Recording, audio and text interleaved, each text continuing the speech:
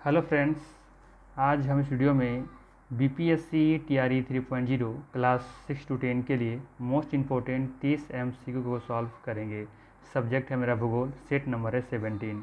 इससे पहले ऑलरेडी हमने 16 सेट करा रखा है, उसका लिंक डिस्क्रिप्शन में दिया हुआ है, जाकर उसे आप देख सकते हैं। तो चलिए फिर समय का महत्व रखते हुए शुरू करते हैं आज का पहला प्रश्न के साथ।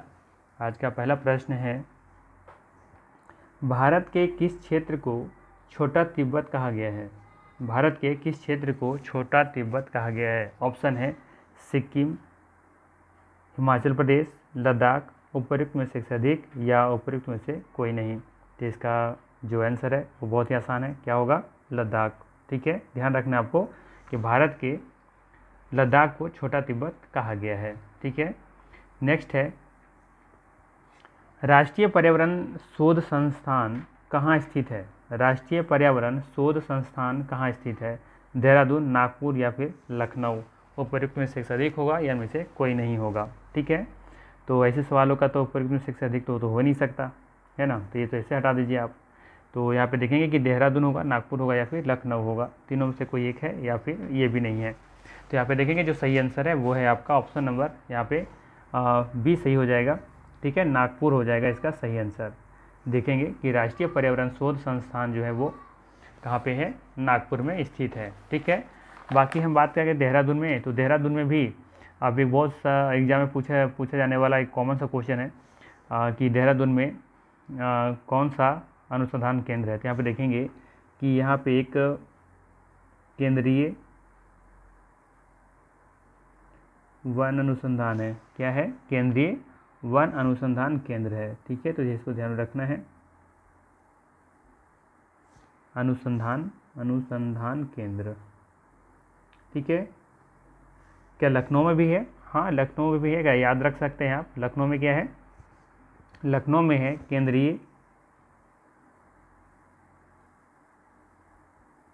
केंद्रीय औषधि।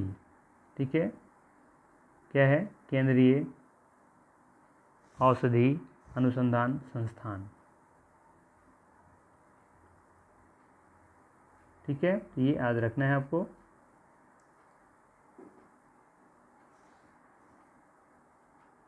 संस्थान, ठीक है ना, याद रखना है। जबकि नागपुर में क्या है? राष्ट्रीय पर्यावरण शोध संस्थान है। ठीक है, लखनऊ में वैसे याद रखें तो यहाँ पे कुछ और भी है, जैसे कि चीनी अनुसंधान केंद्र यहीं पर है। ठीक है, केंद्रीय उपोष्ण बागवानी संस्थान भी यहीं पर है, और बीरबल साहनी पूरा वनस्पति स्थल यहीं पे है। और एक और है, इसका नाम है हाँ, केंद्रीय चिकित्सा एवं सुगंधित वनस्पति संस्थान भी यहीं पर है। और एक और है औद्योगिक विष एवं विज्ञान अनुसंधान केंद्र, ये भी लखनऊ में ही है। तो इतने सारे लखनऊ में याद रख सकते हैं आप अगर रखना चाहें तो। कौन कौन बताया? एक तो बताया औषधि वाला, ये इंपॉर्टेंट है, याद रखना है। एक चीनी अनुसंधान केंद्र है, यहीं पर है लखनऊ में, ये भी याद रखना है। एक है उपोष्ण बागवानी संस्थान, ये भी यहीं पर है। एक है बीरबल साहनी पूरा वनस्पति संस्थान, ये भी यहीं है, लखनऊ में ही है मतलब। और केंद्रीय चिकित्सा एवं सुगंधित वनस्पति संस्थान भी लखनऊ में ही है, और नवाबों का शहर भी लखनऊ में ही है।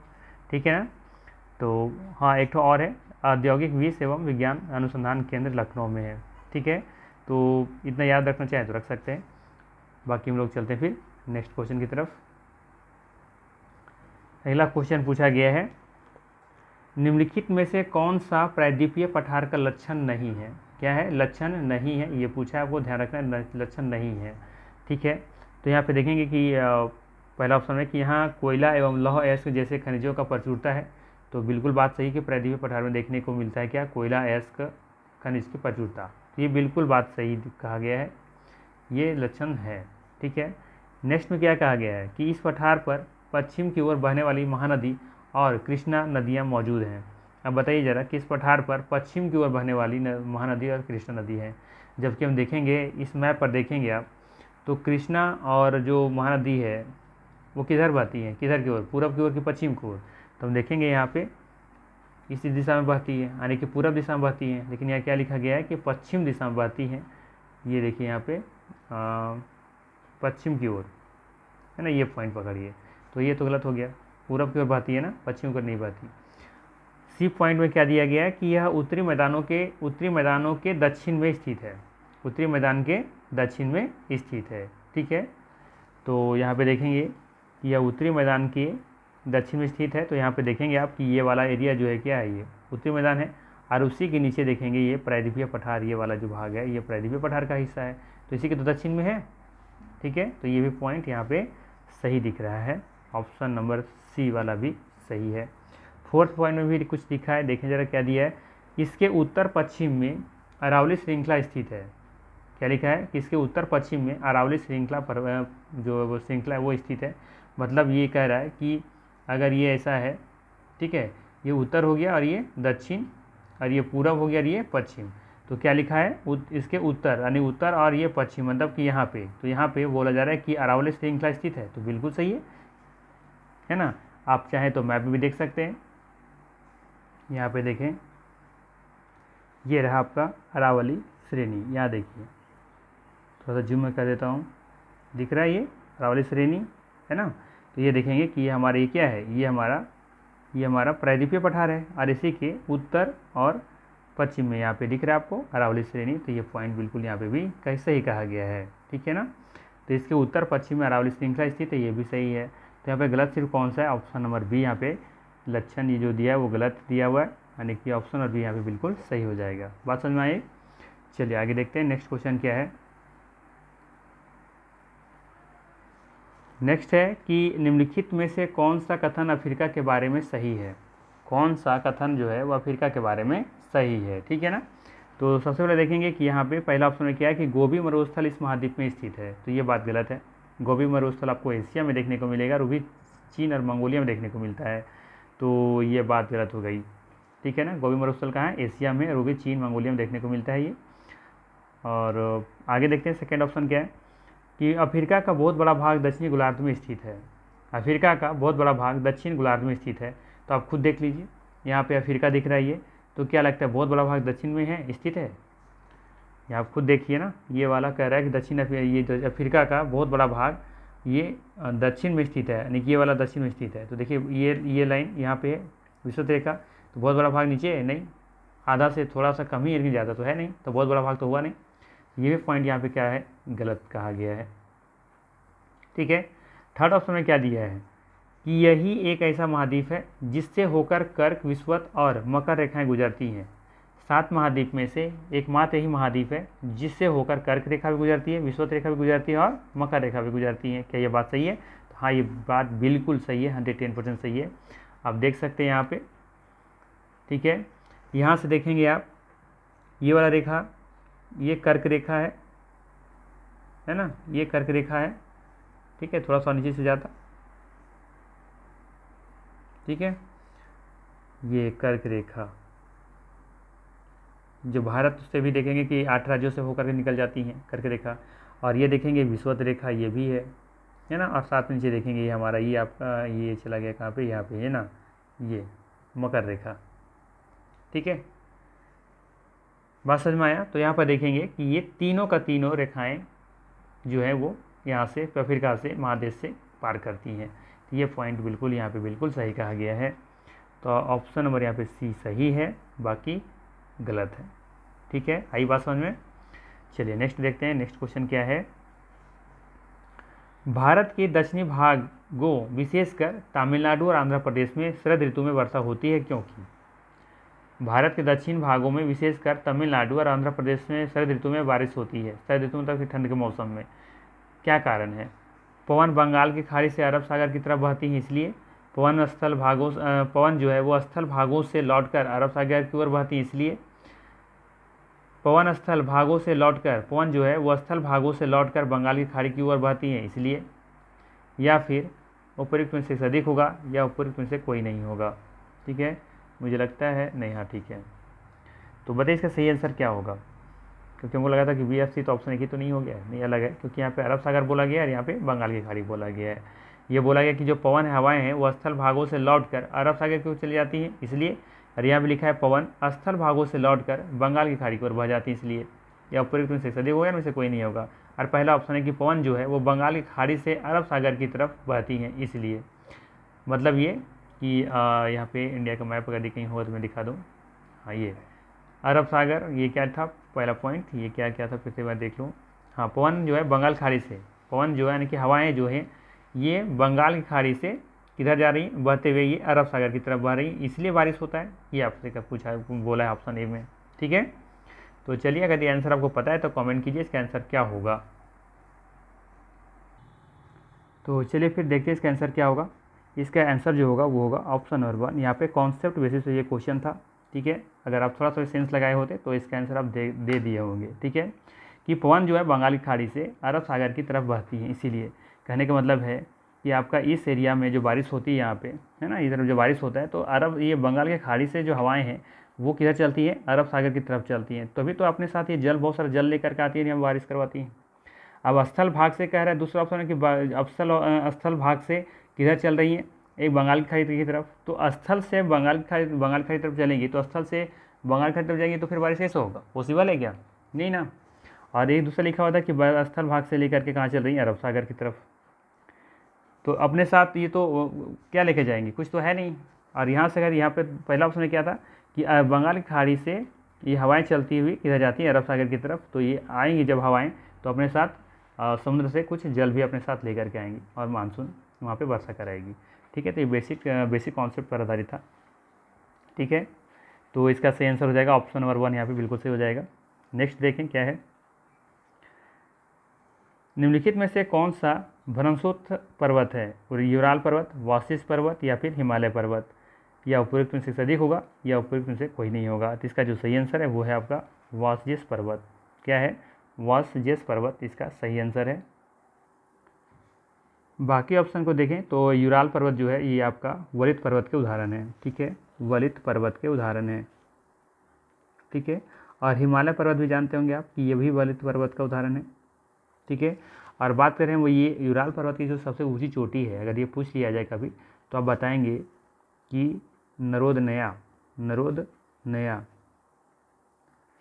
यहाँ की सबसे ऊंची चोटी है, यानी कि यूराल पर्वत की सबसे ऊंची चोटी है।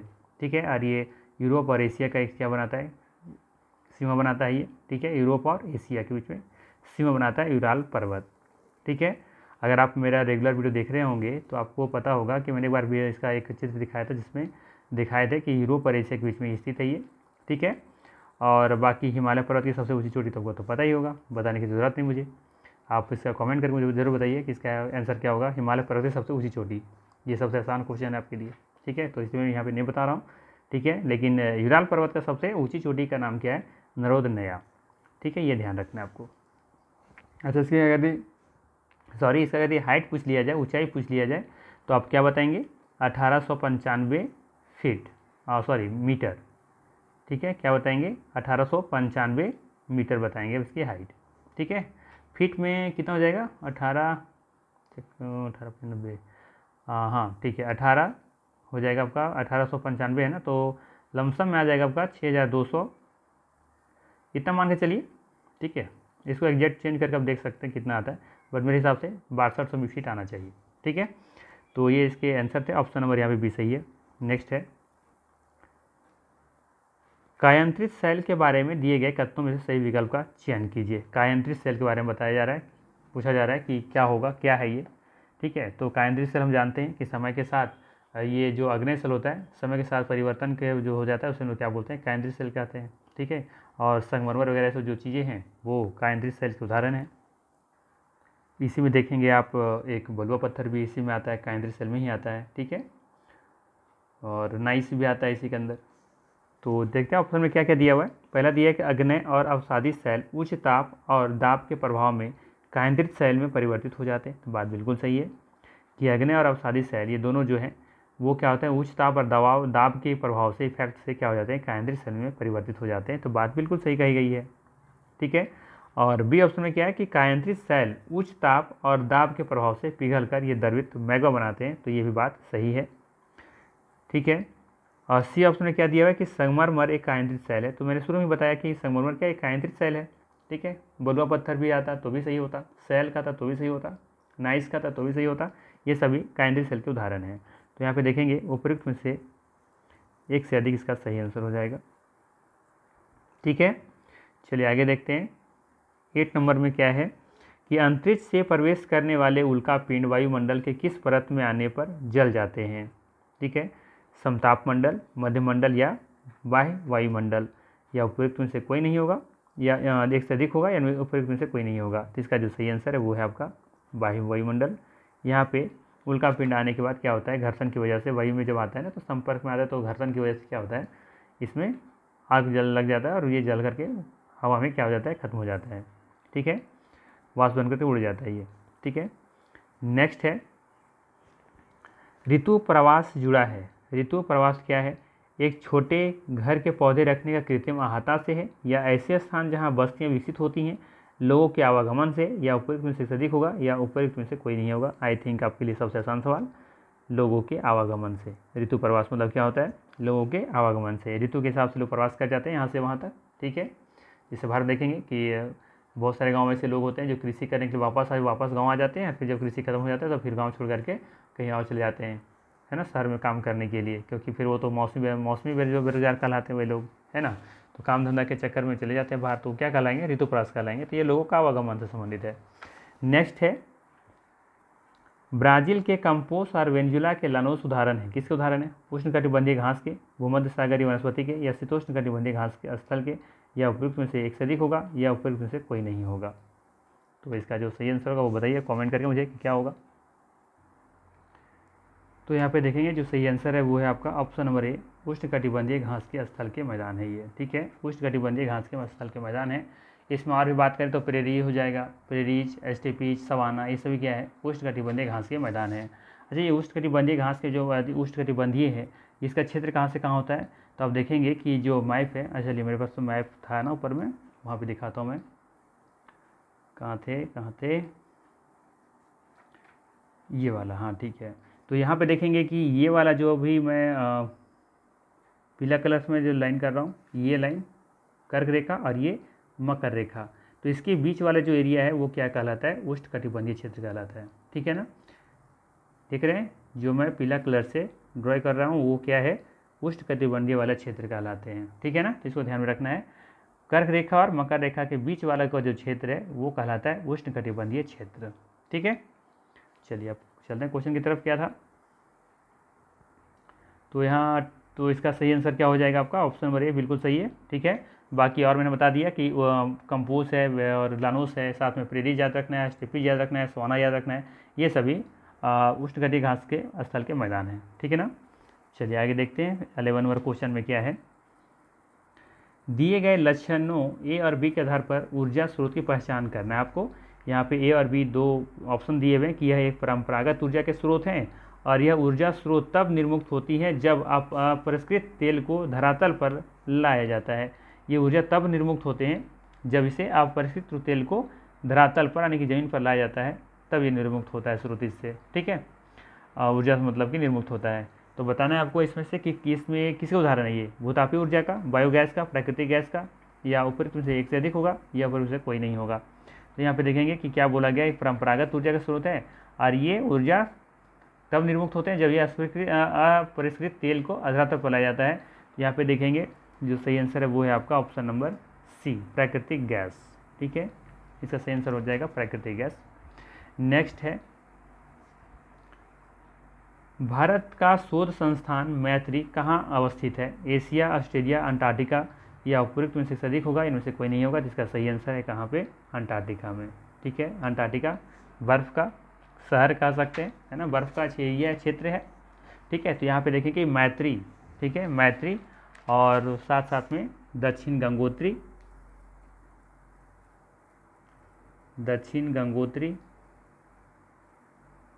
ठीक है, और एक है भारती, ये 3 शोध संस्थान है हमारे जो कि अंटार्कटिका में स्थित हैं। ठीक है, 3 कौन कौन, मैत्री, दक्षिण गंगोत्री और भारती। और कभी कभी एग्जाम में पूछ लिया जाता है या पूछा जा सकता है क्या कि दक्षिण गंगोत्री जो है वो क्या हो चुका है, बर्फ़ से ढक चुका है, ये काम करना बंद कर दिया है। फिलहाल अभी मैत्री और भारती ये दोनों सही स्थिति में ये वर्क कर रहे हैं। तो ये 3 शोध संस्थान है हमारे, मैत्री, दक्षिण गंगोत्री और भारती, कहाँ पे, अंटार्कटिका में। ठीक है, चलिए आगे देखते हैं नेक्स्ट क्वेश्चन क्या है। निम्नलिखित में से कौन सा कथन खनिज के संदर्भ में सही नहीं है? निम्नलिखित में से कौन सा कथन खनिज के संदर्भ में सही नहीं है? खनिज के बारे में बताना है और सही नहीं है वो बताना है, ठीक है। तो चलिए देखते हैं क्या दिया ऑप्शन। पहले दिया कि सभी खनिज अधात्विक होते हैं, तो ऐसा तो बात नहीं है कि जितने भी खनिज होते हैं सभी अधात्विक होते हैं, धात्विक भी हो सकते हैं, तो ये तो गलत दिख रहा है पहला ऑप्शन। बी में क्या है, ये प्राकृतिक रूप से प्राप्त होने वाले पदार्थ हैं, तो हाँ ये ठीक है, प्राकृतिक रूप से प्राप्त होते हैं, सही लग रहा है। और सी में इनका एक निश्चित रासायनिक संगठक होता है, तो ये बात सही है, ठीक है। ऑप्शन में है कि उपरोक्त में से अधिक होगा या उपरोक्त में से कोई नहीं होगा। तो यहाँ जो सही नहीं है वो क्या है, ऑप्शन नंबर ए यहाँ पे सही नहीं है। ये सभी खनिज जो होते हैं अधात्विक होते हैं, ऐसा नहीं है, सभी खनिज धात्विक हो सकते हैं, अधात्विक हो सकते हैं, ठीक है ना। चलिए आगे देखते हैं, आगे क्वेश्चन क्या है। नेक्स्ट है कि बरखान स्थलाकृतियाँ निम्न में से किस भौतिक प्रदेश से संबंधित है? पठारी प्रदेश, तटीय प्रदेश, मरुस्थलीय प्रदेश, या उपयुक्त में से अधिक होगा या उपयुक्त में से कोई नहीं होगा। तो यहाँ पे जो याद रखना है आपको, ये याद रखना है कि बरखान स्थलाकृतियाँ जो हैं ये मरुस्थलीय प्रदेश से संबंधित है, ठीक है। ऑप्शन नंबर सी यहाँ पे सही है। नेक्स्ट है, मलाज खंड किस खनिज उत्पादन से संबंधित है? मलाज खंड किस खनिज उत्पादन से संबंधित है? ये क्लास 10th का आप देखेंगे खनिज से संपदा से जो संबंधित जो चैप्टर है, ठीक है ना, उस चैप्टर से मैंने इस क्वेश्चन को लिया हुआ है, ठीक है, क्लास 10th का ये। तो मलाज खंड किस खनिज उत्पादन से संबंधित है? लौहयस्क, तांबा, हीरा, उपयुक्त में से अधिक होगा या उपयुक्त में से कोई नहीं होगा। तो चलिए इसको बताइए, कमेंट कीजिए, सही आंसर क्या होगा। चलिए जब तक कमेंट आप करेंगे तब तक मैं इसका आंसर बताता हूँ। देखेंगे कि यहाँ मलाजखंड ये मध्य प्रदेश में है, कहाँ पे? मध्य प्रदेश में देखने को मिलेगा।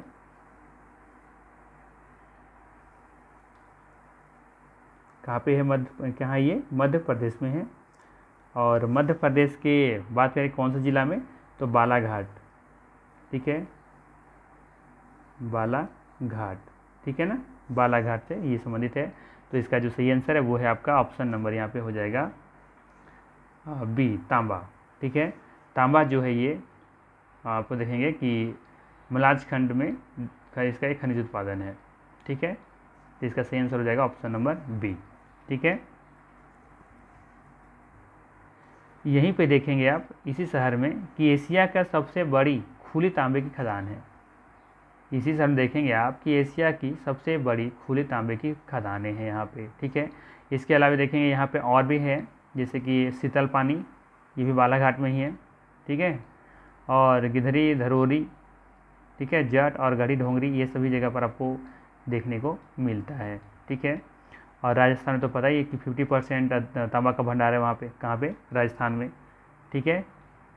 इसके बाद फिर नंबर आता है मध्य प्रदेश में 24%, ठीक है, ध्यान रखिएगा, लिख देता हूँ यहाँ पे। राजस्थान में आपको 50% देखने को मिलता है यहाँ पे भंडार, जबकि मध्य प्रदेश में आपको देखने को मिलेगा 24%, जबकि झारखंड में देखने को मिलेगा 19%, ठीक है। बाकी जगहों पर मिलते हैं, जैसे कि आंध्र प्रदेश, गुजरात हो गया, हरियाणा हो गया, कर्नाटक हो गया, 3 जगहों पर मिलता है। लेकिन सबसे ज़्यादा जो भंडार है वो कहाँ पे है? राजस्थान में, ये ध्यान में रखना है। उसके बाद मध्य प्रदेश में है, उसके बाद फिर 19% झारखंड में है, ठीक है। चलिए आगे देखते हैं।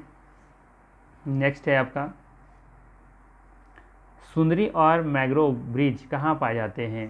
ठीक है, ब्रिज नहीं होना चाहिए, ब्रिज होना चाहिए था आई थिंक, ठीक है ना। इसको ब्रिज कीजिए, गलत टाइपिंग कर दिया है, मैंग्रोव ब्रिज हो जाएगा यहाँ पे, ठीक है ना। तो सुंदरी और देखिए कितना टाइपिंग मिस्टेक कर दिया है। सुंदरी और मैंग्रोव ब्रिज कहाँ पाए जाते हैं? ज्वारीय वनों में, ठीक है, ज्वारीय वनों में, मानसूनी वनों में, उष्णकटिबंधीय सदाबहार वनों में, या उपयुक्त में से अधिक होगा या उपयुक्त में से कोई नहीं होगा। तो चलिए इसका सही आंसर क्या होगा बताइए। यहाँ पे देखेंगे जो सही आंसर है ये सुंदरी और मैंग्रोव ब्रिज पाए जाते हैं ज्वारीय वनों में। कहाँ पे? ज्वारीय वनों में देखने को मिलता है आपको सुंदरी और मैंग्रोव ब्रिज, ठीक है। तो ये ध्यान में रखना है आपको। और ये ज़्यादा देखेंगे कि भारत और बांग्लादेश में बंगाल की खाड़ी के तट पर ज्वारीय मैंग्रोव वन उपस्थित हैं, ठीक है ना। अच्छा, अगर ये बात सुंदरी और मैंग्रोव के बारे में बात आई है तो यहाँ पे एक बात याद आया मुझे क्या आपको पता है कि IUCN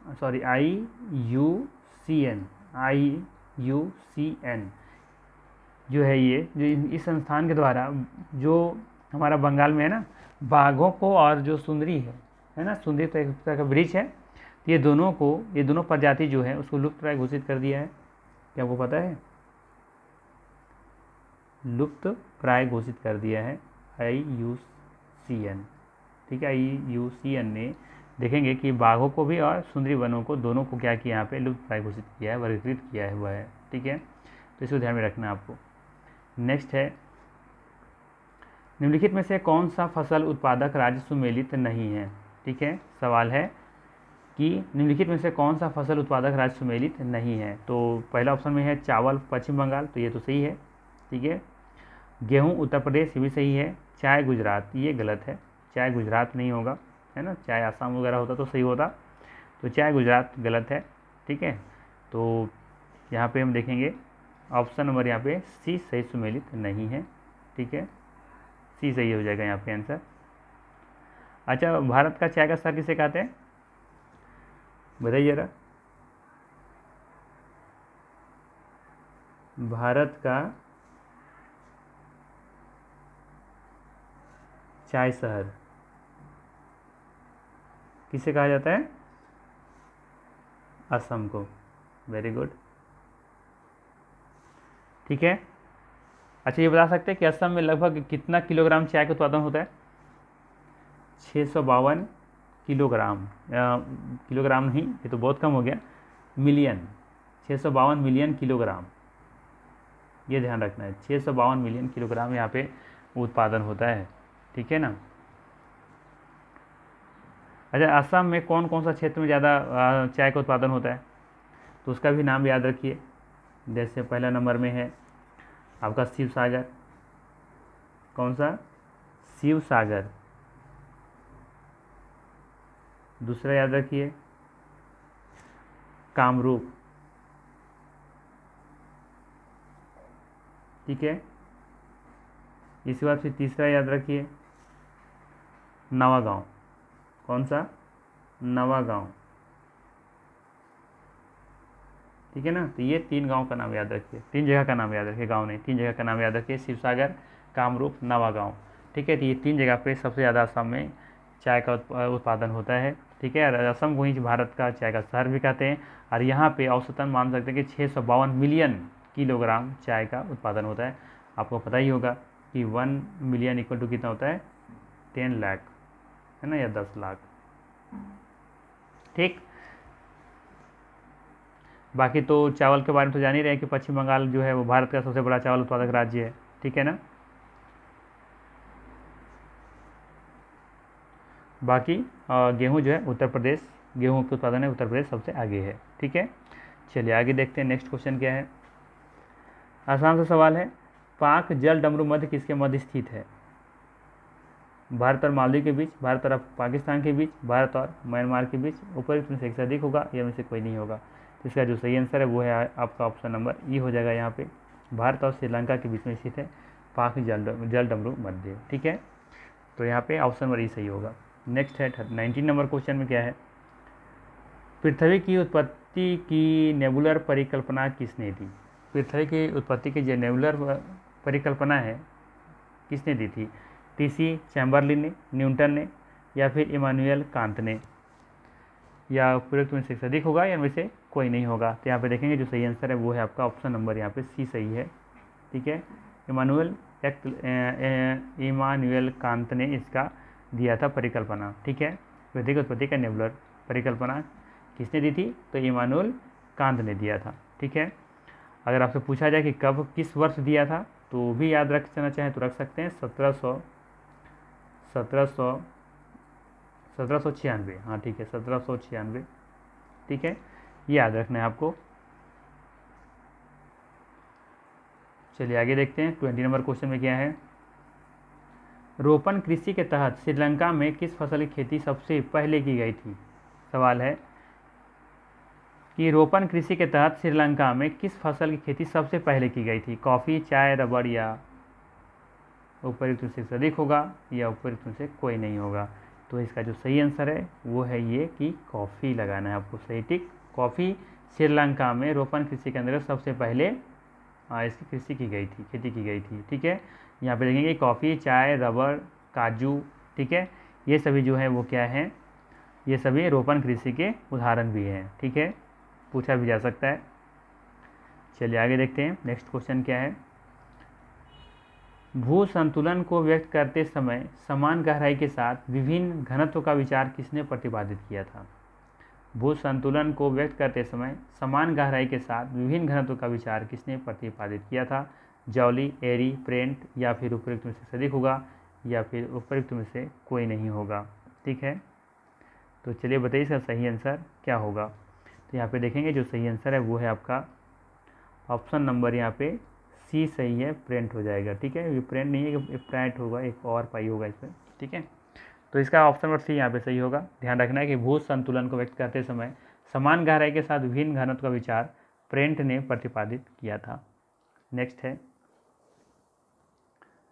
बिहार के कितने जिले पड़ोसी राज्य या देश के साथ सीमा साझा नहीं करते हैं? ये सवाल तो उल्टा तो नहीं किया गया है। बिहार के कितने जिले पड़ोसी राज्य या देश के साथ सीमा, हाँ ठीक है, सवाल सही है कि बिहार के कितने जिले या पड़ोसी, बिहार के कितने जिले पड़ोसी राज्य या देश के साथ सीमा साझा नहीं करते हैं। क्वेश्चन समझ में आया? क्वेश्चन क्या है?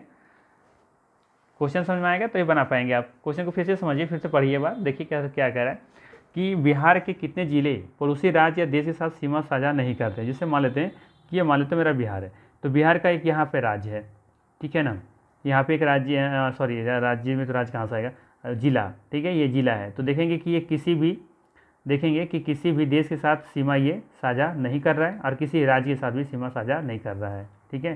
क्योंकि देखेंगे यहाँ पर जिला से साझा कर रहा होगा, लेकिन मान लेते हैं कि यहाँ ऊपर में नेपाल है, तो नेपाल से तो साझा नहीं कर रहा है, लेकिन यहाँ पे एक राज्य होगा, जिला होगा, तो ये तो नेपाल से तो सीमा साझा कर रहा होगा ना।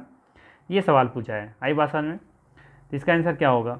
तो इतने बिहार के कितने जिले हैं जो किसी पड़ोसी राज्य या देश के साथ सीमा साझा नहीं करते हैं? 1, 2, 5 या ऊपर इतने से अधिक होगा, इनमें से कोई नहीं होगा। तो चलिए इसका आंसर देखिए क्या होना चाहिए। ऑप्शन है यहाँ पे तो देख ही रहे हैं कि 1 है, 2 है, 5 है, ऊपर से अधिक होगा, इनमें से कोई नहीं होगा। तो इसका जो सही आंसर है वो होगा आपका ऑप्शन नंबर ई होगा यहाँ पे, कि यहाँ पे कोई भी सही नहीं है, ठीक है। तो यहाँ पे देखेंगे कि कितने ऐसे ज़िले हैं जो किसी पड़ोसी राज्य या देश के साथ सीमा साझा नहीं करते। तो यहाँ पे देखेंगे इस आकृति में अगर देखना चाहें तो यहाँ पे देखेंगे लगभग शायद 14 ज़िले हैं। तो देखिए जैसे कि यहाँ पे कौन कौन, एक ये है, ठीक है, ये नहीं किसी के साथ सीमा साझा नहीं कर रहा है, एक ये भी है, 2 ये भी नहीं कर रहा, ठीक है, ये पटना भी है, ठीक है, अरवल भी है, 5 ये है, 6, 7 ये है, 8 ये है, 9 ये है, 10, ठीक है ना, ये 11 ये देखेंगे, 12 और ये 13 ये 14 ये 15 ये 16, ठीक है, ये 17, ठीक है, और बाकी तो ऐसा कोई दिख नहीं रहा, और बाकी तो सभी किसी राज्य या देश से संपर्क में हैं, सीमा साझा कर रहे हैं। तो आई थिंक लग रहा है 17 है इसका होना चाहिए, ठीक है ना। बाकी आप लोग एक बार देख लीजिएगा और इस क्वेश्चन ज़रूर कर लीजिएगा, एग्जाम में आ भी सकता है कि कितने से राज्य ज़िले हैं, बिहार के कितने ज़िले हैं जो किसी भी राज्य के साथ सीमा साझा नहीं करते, राज्य या फिर देश के साथ, ठीक है ना। क्योंकि भारत जो बिहार है वो तो एक देश से भी लगता है ना, तो उसको भी थोड़ा सा ध्यान में रखना है आपको। तो ये थे इसके सही आंसर हो जाएगा ऑप्शन नंबर ई यहाँ पे सही है, उपयुक्त में से कोई नहीं, क्योंकि 1, 2, 5 जो यहाँ पर देख रहे थे कि 17 के लगभग मिल रहा है, तो ये तो ऑप्शन होगा ही नहीं। चलिए नेक्स्ट देखते हैं क्या है। भारत के सूती वस्त्र उद्योग के मुंबई से अहमदाबाद की ओर स्थानांतरण की प्रवृत्ति का मूल कारण क्या है? सवाल है कि भारत के सूती वस्त्र उद्योग के मुंबई से अहमदाबाद की ओर स्थानांतरण की प्रवृत्ति का मूल कारण क्या है? अहमदाबाद भूमि मुंबई की अपेक्षा सस्ती है, या फिर अहमदाबाद में निर्मित उच्च कोटि के वेस्टर्न की भारत तथा विदेशों में बड़ी मांग है, या फिर अहमदाबाद को मुंबई की अपेक्षा आयात निर्यात की सुविधा अधिक प्राप्त है, या उपयुक्त में से अधिक होगा, इनमें से कोई नहीं होगा। यहाँ पे देखेंगे जो सही आंसर है वो है आपका ऑप्शन नंबर बी, यहाँ पे सही होगा, ठीक है। अहमदाबाद में निर्मित उच्च कोटि के यहाँ पे वेस्टर्न नहीं है, यहाँ पे वस्त्र है, ठीक है ना, इसको ध्यान रखिएगा, ये वस्त्र है। वस्त्र की भारत तथा विदेशों में बड़ी मांग है, इसकी वजह से देखेंगे कि भारत के सूती वस्त्र उद्योग के मुंबई से अहमदाबाद की ओर हस्तांतरण की वृद्धि के मूल कारण यही है, ठीक है। चलिए नेक्स्ट देखते हैं क्या है। रूस की सहायता से स्थापित लौह इस्पात उद्योग है। कौन सा रूस की सहायता से स्थापित किया गया, ये आपको मतलब मत बताना है, ये सिंपल सा क्वेश्चन है ये। राउरकेला, भिलाई, दुर्गापुर, उपरोक्त में से अधिक होगा या उपरोक्त में से कोई नहीं होगा।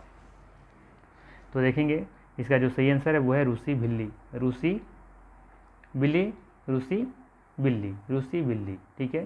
तो भी मतलब भिलाई, ऑप्शन बी यहाँ पे सही हो जाएगा। रूस की सहायता से देखेंगे कि जो भिलाई है उसका स्थापना किया जाता है, ठीक है। तो ऑप्शन बी यहाँ पे बिल्कुल सही हो जाएगा। और ये भिलाई किस राज्य में स्थित है, ये स्थित है छत्तीसगढ़ में, ये ध्यान रखना है, छत्तीसगढ़। जबकि राउरकेला आपको कहाँ देखने को मिलेगा, उड़ीसा में, दुर्गापुर वेस्ट बंगाल में, ठीक है। अगर पूछा जाए कि राउरकेला जो इस्पात उद्योग है ये किसकी सहायता से स्थापित किया गया था, तो इसका जवाब होगा आपका जर्मनी। क्या होना चाहिए, जर्मनी, ठीक है। जबकि दुर्गापुर के बारे में पूछा जाए तो आप इसका सही आंसर बताएंगे ब्रिटिश, ठीक है, ब्रिटेन की मदद से स्थापित किया गया था, ठीक है। चलिए आगे देखते हैं नेक्स्ट क्वेश्चन क्या है।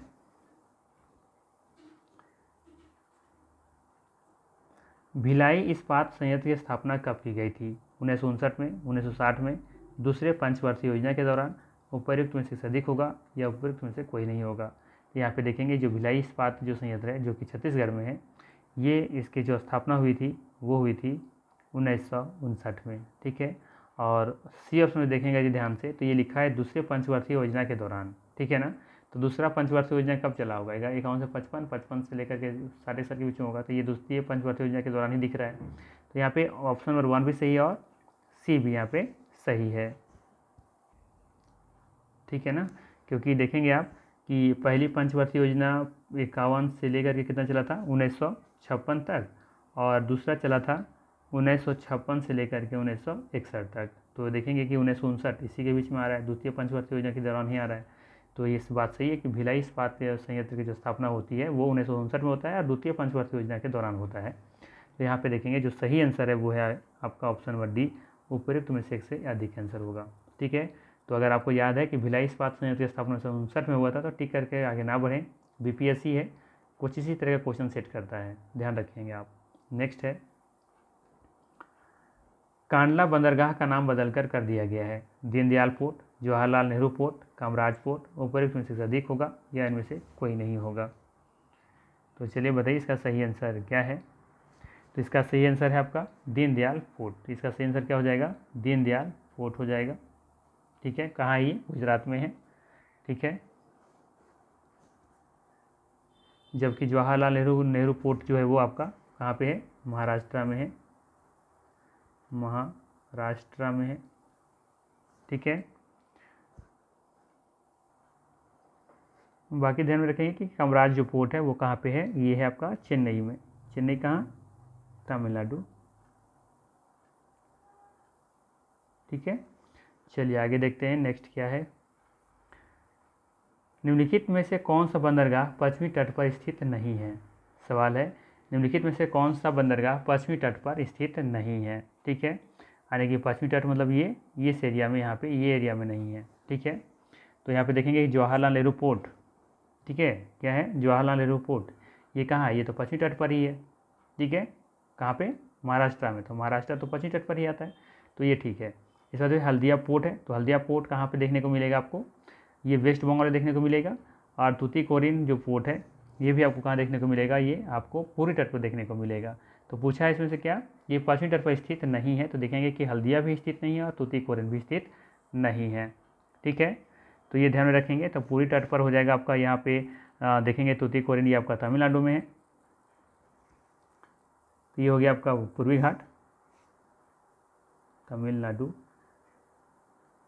ठीक है। हल्दिया पोर्ट आपका कहाँ देखने को मिलेगा, वेस्ट बंगाल यानी कि पश्चिम बंगाल, ठीक है। जवाहरलाल नेहरू पोर्ट देखने को मिलेगा महाराष्ट्र में, ठीक है,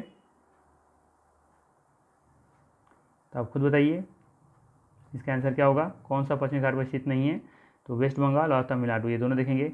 वेस्ट बंगाल तो वैसे देखेंगे कि उत्तरी सरकार जो तट है वहाँ पे है, और तुतीकोरिन कोरिन तो ये आपको हो जाएगा पूर्वी घाट हो जाएगा।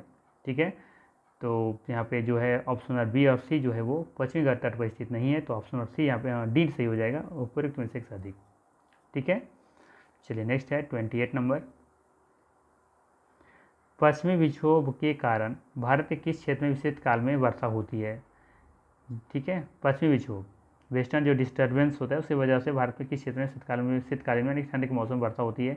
दक्कन का पठार, कश्मीर घाटी या मालाबार तट। तो यहाँ पे देखेंगे जो सही आंसर है वो है आपका ऑप्शन नंबर बी सही है, कश्मीर घाटी में ये बारिश होता है। ठीक है, वेस्टर्न डिस्टर्बेंस की वजह से। ठीक है, यहाँ पे मैं बता दूँ ये इधर से आती हैं, वेस्टर्न डिस्टर्बेंस जो हवाएं आती हैं ये आकर के यहाँ पे जम्मू कश्मीर में बारिश करवाती हैं। ठीक है, तो ये वेस्टर्न डिस्टर्बेंस है। ठीक है ना, तो इसका आंसर हो जाएगा बी ऑप्शन सही यहाँ पे। नेक्स्ट है 29 नंबर। निम्नलिखित में से कौन सा युग्म सुमेलित है, बताना है कौन सा युग्म सुमेलित है। ठीक है, तांबा, खेतड़ी, ठीक है, बॉक्साइट, कोरापुट, अभ्रक, नेल्लौर। तो बताना है आपको कौन सा इसमें यहाँ पे सही सुमेलित है, ये आपको बताना है। ठीक है, तो यहाँ पे देखेंगे कि पहला जो ऑप्शन है, ठीक है, तांबा खेतड़ी, ये तो सही कि तांबा जो है खेतड़ी मिलता है राजस्थान में, ये सही है। बॉक्साइट आपको देखने को मिलता है उड़ीसा में, कोरापुट एक जगह है उड़ीसा में, वहाँ पे मिलता है, ये भी बात सही है। और थोड़ा बहुत अभ्रक देखेंगे कि नेल्लौर में मिलता है। ठीक है, आंध्र प्रदेश का एक जगह का नाम है नेल्लौर, वहाँ भी देखेंगे कि अभ्रक मिलता है। वैसे तो अगर बात करें अभ्रक का जो प्रमुख क्षेत्र है वो है कोडरमा गया। कौन सा, कोडरमा गया, और आप हजारीबाग भी ले सकते हैं इसमें। ठीक है, हजारीबाग, कोडरमा और हजारीबाग झारखंड में, जबकि गया आपका बिहार में है। ठीक है, ये ध्यान में रखना है। तो ये प्रमुख क्षेत्र है से अभ्रक का, लेकिन अभ्रक का थोड़ा बहुत नेल्लौर में देखने को मिलता है, जो कि आपका कहाँ पे है, आंध्र प्रदेश में है। बॉक्साइट ये कोरापुट में देखने को मिलता है, ये आपका उड़ीसा में है। ठीक है, बाकी तांबा जो आपको खेतड़ी जो राजस्थान में, तो वो तो कॉमन सा है। ठीक है ना, तो यहाँ पे देखेंगे कि तीनों का तीनों सही है, युग तीनों युग में सुमेलित है, तो ऑप्शन नंबर डी यहाँ पे सही हो जाएगा, उपयुक्त में से एक से अधिक, इसका सही आंसर हो जाएगा। ठीक है ना, चलिए आगे देखते हैं। आज का अंतिम प्रश्न है, वायुमंडल की ह्रास दर क्या है। वायुमंडल की ह्रास दर क्या है। ठीक है, अच्छा ये ह्रास दर है क्या, तो जो ह्रास दर है ऊंचाई में वृद्धि के साथ वायुमंडलीय परिवर्तन दर में जो कमी आती है ना, उसी को हम लोग क्या कहते हैं, ह्रास दर कहते हैं। ठीक है, तो यहाँ पे क्या है, प्रत्येक 100 मीटर के लिए 4 डिग्री सी ह्रास दर है, या फिर प्रत्येक 1500 मीटर के लिए 6.5 डिग्री सी है, या फिर प्रत्येक 165 डिग्री के लिए 1 डिग्री सी है। ठीक है, तो यहाँ पे देखेंगे जो सही आंसर है वो है आपका कि वायुमंडलीय तापमान जो है वो प्रत्येक 165 मीटर ऊंचाई जब पर जाएंगे तो 1 डिग्री का तापमान क्या होता है, घट जाता है। तो यहाँ पे बिल्कुल सही हो जाएगा ऑप्शन नंबर सी। ठीक है ना, तो इसका सही आंसर है ऑप्शन नंबर सी। ठीक है, तो वीडियो कैसा लगा, अगर अच्छा लगा होगा तो लाइक कर दीजिए, बहुत मेहनत करना पड़ता है। ठीक है, आप लोग के लिए फ्री ऑफ कॉस्ट इतना मेहनत कर रहे हैं आप लोग के लिए, तो कम से कम एक लाइक तो कर ही सकते हैं आप। ठीक है, वैसे तो देख रहे हैं कि दिन पर दिन आप लोग लाइक कर रहे हैं, लाइक की संख्या 20-25 जा रहा है मेरा, तो खुशी मिलती है। और आप लोग जब कमेंट करते हैं कि वीडियो आप बहुत अच्छा लगा, ऐसे वीडियो की तलाश थी, या फिर आप अच्छा काम कर रहे हैं, तो ये सब सुन करके सुकून तो मिलता ही है। ठीक है, बाकी जो आप दे रहे हैं बदले में कुछ तो दे नहीं रहे, लेकिन ये चीज़ देते हैं ना, जो कम्प्लीमेंट देते हैं, वो मेरे लिए सबसे बड़ी बात होती है। वही मेरे लिए क्या है, वही मेरे लिए सरप्राइज़ है, वही मेरे लिए प्राइज़ है। ठीक है, तो फिर बाकी आपकी मर्ज़ी। ठीक है, तो चलिए फिर मिलते हैं नेक्स्ट वीडियो में। Thanks for watching.